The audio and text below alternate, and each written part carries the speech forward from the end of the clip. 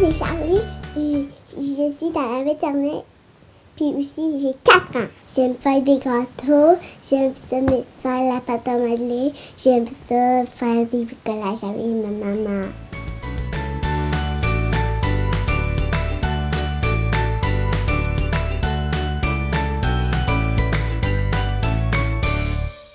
Les compétences du 21e siècle, c'est des notions, des habiletés que ma fille va pouvoir développer pour pouvoir bien réfléchir, pouvoir bien communiquer, collaborer avec les autres, travailler en équipe. C'est pas des matières enseignables comme le français, la mathématique, l'anglais.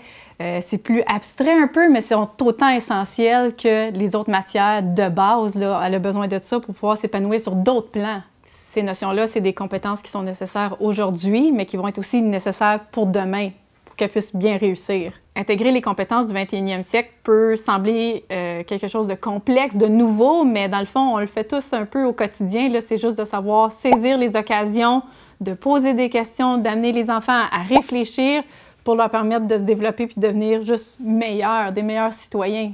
Les emplois, la technologie qu'on a présentement, c'est pas ce qu'on avait quand on était plus petit, puis ça sera pas ça non plus quand elle va être plus grande, plus tard. Ce qu'on essaie de faire, c'est lui apprendre à apprendre. Quand ils sont jeunes, on leur apprend à jouer ensemble, à respecter les différences de chacun, puis surtout d'apprécier ces différences-là. Donc, quand ils sont grands, ils peuvent travailler ensemble puis aller chercher les compétences qui sont différentes à chacun pour avoir une équipe forte. La société évolue tellement rapidement que c'est en leur donnant des outils, puis des compétences comme ça qu'ils vont pouvoir réussir à bien performer dans l'avenir.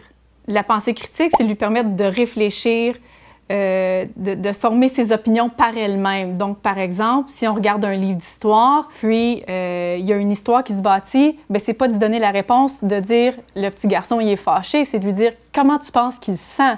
Donc, elle a pu réfléchir puis dire, en se basant sur ses émotions, sur son visage, dire « bien, je pense qu'il est fâché, le petit garçon, parce qu'il est arrivé telle chose ». On lui permet de former sa propre opinion à elle. C'est une opinion qui est réfléchie. Plus tard, si elle fait face à un problème, elle va pouvoir réfléchir, aller chercher l'information qu'il faut pour prendre la bonne décision, puis résoudre son problème.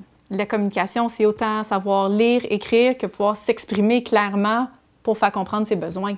Elle ne parle pas pareil à sa petite sœur comme qu'elle parle à moi. Elle va utiliser un débit différent, elle va utiliser un ton différent. La communication est aussi importante, mais très différente par rapport à ces mots aussi qu'elle utilise. On fait du FaceTime régulièrement avec des membres de la famille, des grands-parents, puis en plus de communiquer verbalement, elle peut leur montrer des choses, que ce soit des dessins ou des chants, ou encore son nom qu'elle a réussi à écrire toute seule. Elle est très fière de pouvoir leur montrer ça. Un de ses défis, c'était de faire son « E » dans son nom. Mais elle voulait tellement être capable d'écrire son nom au complet qu'elle a pratiqué souvent pour pouvoir réussir à faire son « E » sur le bon côté. Puis aujourd'hui, elle est capable de le faire, puis elle est vraiment très fière d'elle. Charlie, elle apprend 3 langues à l'école avec le programme international, donc le français, l'anglais et l'espagnol dès la maternelle. Le français, évidemment, c'est la langue qu'ils utilisent à tous les jours, tout le temps. Après ça, il y a de l'anglais qui est incorporé un petit peu. Puis l'espagnol, c'est fait le matin, un petit cours. Donc, elle apprend à compter, les petites phrases de base, là, puis elle aime beaucoup ça. 1, 2, 3, 4, 5, 6, 7, 8. Le fait qu'elle apprenne plusieurs langues, ça lui permet de réaliser que les gens sont différents. Tout le monde est différent, puis il existe différentes cultures, puis c'est la richesse du monde, dans le fond. Quand Zoé est née, la petite sœur à Charlie, elle a appris qu'elle n'était plus toute seule. Donc, on ne pouvait pas juste penser à elle, puis elle non plus, elle ne pouvait pas juste penser à elle. Il fallait qu'elle pense à sa petite sœur, partager les choses, aider maman. La connaissance de soi, c'est savoir reconnaître ses forces et ses défis également.